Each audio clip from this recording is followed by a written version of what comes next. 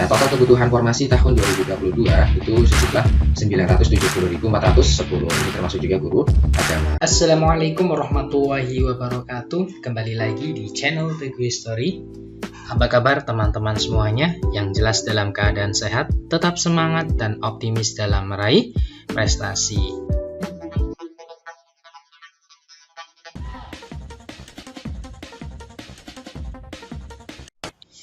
Baik, kembali lagi di channel Teguh Story. Pada kesempatan kali ini kita akan menginformasikan seputar P3K dan guru honorer. Kali ini kita akan update terkait mekanisme seleksi guru ASN PPPK tahun 2022. Ini adalah informasi terbaru tentang P3K. Simak baik-baik. Sebelum kita membahas secara lengkap, saya mengajak teman-teman semuanya untuk mendukung channel Teguh Story. Caranya dengan like, subscribe, dan share ke semua teman-teman ya, atau rekan-rekan guru yang membutuhkan info seputar P3K tahun 2022 ini. Langsung saja.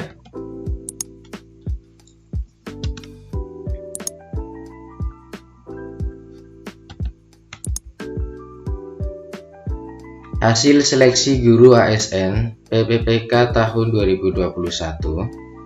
Nah, di sini total formasi ASN P3K yang dibutuhkan sebesar 1.2.616. Nah, untuk jumlah formasi guru ASN P3K yang diajukan pemerintah daerah itu sejumlah 566.252. Nah, untuk informasi tahun 2021 kemarin yang melamar di P3K itu sejumlah 925.637 pelamar. Nah, di sini terbagi menjadi 3. Guru lulus dan dapat formasi itu sejumlah 293.860. Sedangkan guru lulus namun tidak dapat formasi 193.954. Kemudian guru yang belum lulus atau yang belum masuk passing grade itu sejumlah 437.823. Nah, di sini keterangannya bahwa sebanyak 487.814 guru telah memiliki nilai hasil ujian seleksi melewati nilai ambang batas atau istilahnya adalah passing grade. Nah, sisa formasi guru ASN P3K 2021 yang jumlahnya tadi sampai dengan 1.2.616 itu masih ada 212.392. Jadi sekitar total yang belum melamar ya, atau belum pernah mendaftar mengikuti seleksi P3K itu sejumlah kalau dipresentasikan 23%. Nah, kita lanjut. Jumlah formasi tahun 2002 adalah penjumlahan dari sisa formasi 2021 dan formasi yang telah diusulkan Pemda untuk tahun 2022. Nah, tahun 2021 itu sudah terlaksana tahap 1 dan tahap 2. Sedangkan untuk tahap 3 itu akan dilaksanakan di tahun 2022 ini. Nah, mekanisme seleksi tahun 2022 ini total formasi yang sudah diajukan Pemda itu ada 343.631. Itu termasuk guru agama. Nah, total kebutuhan formasi tahun 2022 itu sejumlah 970.410. Ini termasuk juga guru agama. Nah, ini ada analisis ya kaitan dengan Di sini ada 303 atau sekitar 60%. Pemda tidak memiliki formasi yang cukup menampung guru lulus passing grade meskipun sisa formasi 2021 ditambah dengan usul formasi 2022. Nah, di sini terbagi menjadi 4 ya. Yang pertama ada sangat aman, yang kedua aman, 3 tidak aman, yang keempat sangat tidak aman. Nah, di sini sisa formasi jauh lebih besar ya kalau sangat aman. Artinya dibandingkan guru yang sudah lulus passing grade itu 98 instansi, sekitar 19%. Sisa formasi sedikit lebih besar dibanding dengan guru yang sudah lulus passing grade, itu sekitar 105 instansi atau 21%. Sisa formasi sisa formasi sedikit lebih kecil dibandingkan dengan guru yang sudah lulus passing grade, itu 122 instansi atau 24%. Sedangkan sisa formasi jauh lebih kecil dibandingkan dengan guru yang sudah lulus passing grade, itu 181 instansi atau sekitar 36%. Nah, ini adalah daerah-daerah yang menunjukkan hasil dari sisa-sisa formasi. Nah, kita lanjut. Terdapat 3 jenis mekanisme seleksi guru ASN P3K di tahun 2022 ini. Nah, yang pertama penempatan lulus passing grade. Penempatan individu yang telah lulus nilai ambang batas pada seleksi tahun 2021 di tempat tugasnya masing-masing atau di satuan pendidikan yang membutuhkan. Nah, di sini pesertanya adalah guru yang sudah lulus passing grade pada seleksi ASN P3K tahun 2021. Ini jika berdasarkan formasi tersedia di daerah. Jika masih tersedia formasi ya. Kemudian yang kedua, seleksi kesesuaian atau verifikasi. Seleksi dilakukan dengan mempertimbangkan dimensi kompetensi profesional, pedagogik, sosial, dan kepribadian. Ini pesertanya yang pertama THK 2, yang kedua guru honorer negeri yang masa kerjanya lebih dari 3 tahun terdaftar pada data pokok pendidikan. Ini jika masih tersedia formasi juga. Dan yang terakhir, yang ketiga, seleksi dilakukan dengan tes. Seleksi tes dilakukan dengan mempertimbangkan dimensi kompetensi teknis, kompetensi manajerial, dan sosial kultural. Pesertanya diantaranya yang pertama, guru honorer negeri yang masa kerjanya kurang dari 3 tahun terdaftar pada data pokok pendidikan. Yang kedua, lulusan PPG.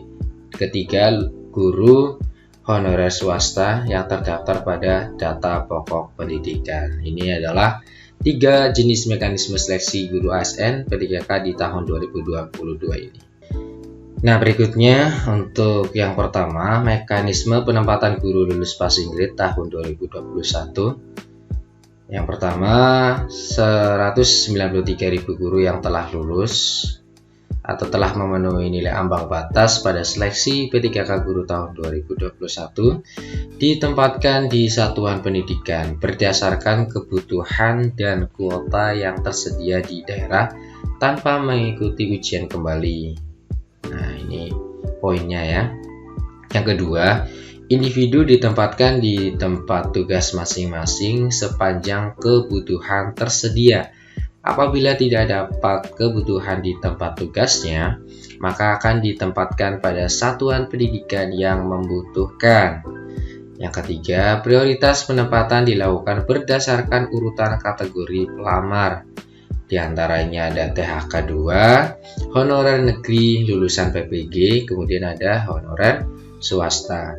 Pada masing-masing kategori dilakukan urutan berdasarkan nilai yang diperoleh pada hasil seleksi tahun 2021 sesuai Permenpan RB nomor tanggal 28 2021. Teknisnya itu nanti ada manajerial, sosial, kultural, wawancara, kemudian disesuaikan usia. Nah, di sini untuk mekanismenya peserta penempatan itu adalah guru lulus nilai ambang batas pada seleksi P3K Guru tahun 2021. Ini adalah prioritas pertama yang berdasarkan kategori pelamar. Kemudian ada prioritas 2 berdasarkan nilai. Jadi tetap nanti ada perankingan. Nah, di sini ada keterangan jika pada seleksi ini masih tersedia formasi, dibuka untuk seleksi selanjutnya.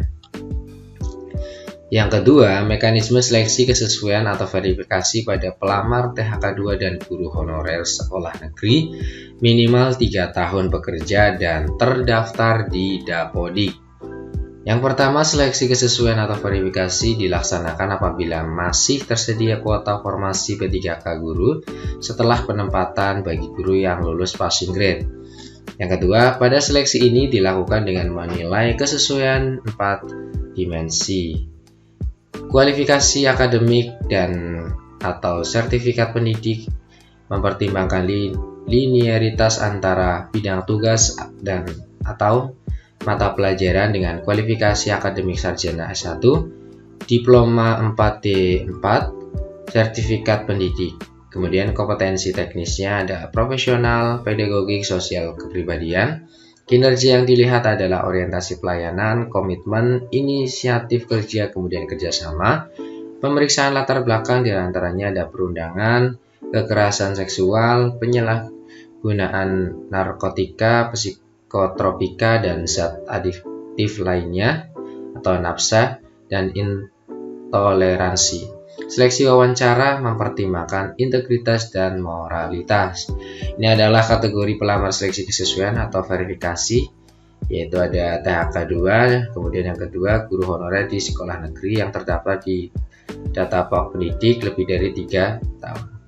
Ini juga ada keterangan jika pada seleksi ini masih tersedia formasi, dibuka untuk seleksi selanjutnya. Dan yang terakhir, yang ketiga, mekanisme seleksi tes bagi pelamar umum. Nah, ini kategori umum ya, berarti harus tes ya. Seleksi tes dilaksanakan apabila masih tersedia kuota formasi P3K guru setelah seleksi kesesuaian atau verifikasi. Seleksi tes dilakukan dengan menggunakan chat UNBK atau menggunakan komputer. Ini adalah tabel di mana jumlah butir soalnya ya sekitar 80-100 untuk kompetensi teknisnya.